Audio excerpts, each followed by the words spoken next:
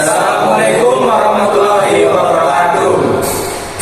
Sebelumnya perkenalkan kami dari kelompok 5 atau kelompok Batang menjelaskan materi tentang Batang. Sebelumnya perkenalkan saya Hairul Latif Prayoga, absen 6. Saya Tangguh Boyong Budi, absen 29. Saya Tegar Mohamed Iskandar, absen 30. Saya Ferik Devanata, nomor absen 15. Saya Warmadillah, absen 34. Begini penjelasan dari kami. Batang adalah bagian utama dari suatu tumbuhan yang tumbuh di atas tanah, mendukung bagian-bagian lain dari tumbuhan seperti daun, bunga, dan buah. Struktur batang lebih kompleks daripada akar tumbuhan karena memiliki ruas dan antar ruas. Di ruas batang akan muncul bunga dan tunas daun. Pada batang terdapat cabang-cabang yang fungsinya untuk menempatkan daun pada posisi yang memungkinkan daun mendapatkan cahaya matahari guna proses fotosintesis tumbuhan. Tanpa batang, tumbuhan yang berpendulu tidak bisa hidup karena titik tumbuh berasal dari batang. Pada tumbuhan, terdapat fungsi batang, yaitu sebagai penopang tumbuhan sehingga tetap dapat bergerak tegak. 2.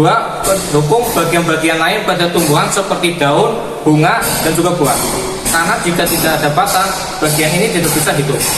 3. Menjadi jalur transportasi air dan zat makanan yang dihasilkan dari proses fotosintesis. 4. Sebagai pembantu proses pernafasan tumbuhan karena oksigen dapat masuk ke lendir sinyal. 5. Tempat melekatnya daun, bunga, dan buah.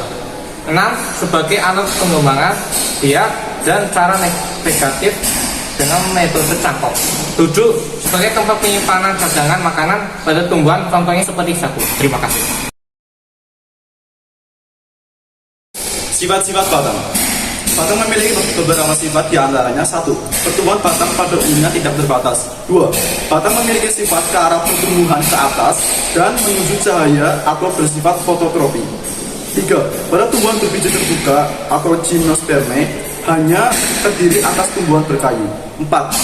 Pada tumbuhan berbiji tertutup atau angiosperme terdiri atas tumbuhan berbatang basah, batang rumput, batang mendung, dan batang berkayu. 5. Batang memiliki ruas-ruas yang jelas jika pada tumbuhan monokotil. 6. Batang memiliki ruas yang tidak terlihat dengan jelas pada tumbuhan dikotil. 7. Beberapa jenis batang dapat dibedakan dengan bagian lainnya. Dengan contohnya adalah batang pohon kelapa. Sedangkan ada pula batang yang tertutup pelepah daunnya. Contohnya tanaman jagung. Jenis-jenis batang. Jenis atau macam-macam batang adalah sebagai berikut. 1. Herbaceous atau batang basah adalah suatu batang tumbuhan yang lemah dan juga berair. Contohnya adalah tumbuhan bayam dan tumbuhan krokot. 2. Kalmus atau batang rumput adalah batang yang tidak keras dan juga tampak berluas-luas. Pada umumnya bagian dalam suatu batang berongga, contohnya adalah padi. 3. Calamus atau batang mendung adalah suatu batang yang mirip seperti rumput tetapi luasnya lebih panjang. Contohnya adalah batang pada tumbuhan mendung dan belingi.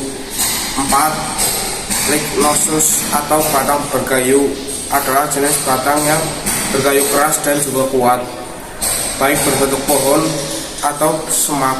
Batang berkayu berbentuk pohon, contohnya adalah tumbuhan jati. Terima kasih. Struktur batang. Jika berdasarkan anatomi batang, struktur batang ada 3 jaringan, yaitu epidermis, korteks, dan stele. Epidermis adalah batang yang tersusun dari sebuah sel yang tersusun rapat tanpa ruang antar sel vertikular. Sel-sel yang menjadi penyusun epidermis selalu aktif membelah untuk mengimbangi pertumbuhan batang. Fungsi utama epidermis adalah sebagai lapisan pelindung dari bahaya kekeringan. Pada tumbuhan dikotil mempunyai lapisan epidermis berupa kulit kayu yang berbentuk dari jaringan gabus. Korteks adalah yang tersusun dari jaringan parenkin yang berkloroplast.